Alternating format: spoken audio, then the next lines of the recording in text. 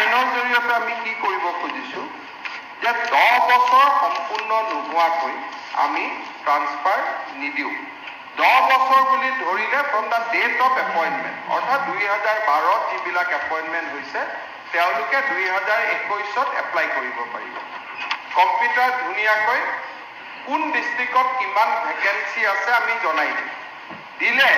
সকলো টিচাৰে বৰপেটাজনে নগাঁৱত যোৱা নগাঁৱজনে বৰপেটাত যোৱা এপ্লাই কৰিব পাৰিব তাৰ পিছত subject to vacancy according to merit আমি টিচাৰখিনি চেঞ্জ কৰিব পাৰোঁ ইয়াৰ উপৰিও যদি কিবা কাৰোবাৰ কেঞ্চাৰ বেমাৰ হৈছে কিবা আন কথাত হঠাৎ যদি ট্ৰেন্সফাৰ কৰিব লাগে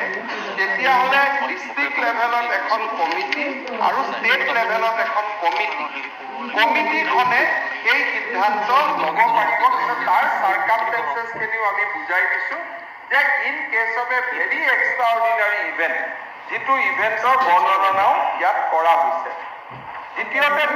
ইণ্টাৰ ডিষ্ট্ৰিক্ট ট্ৰেন্সফাৰ কৰাৰ কাৰণেও আমি এডিচিৰ অধীনত কমিটি এখন বনাই দিছোঁ যে কিবা কাৰণত যদি ট্ৰেন্সফাৰ কৰাৰ কাৰণ আহে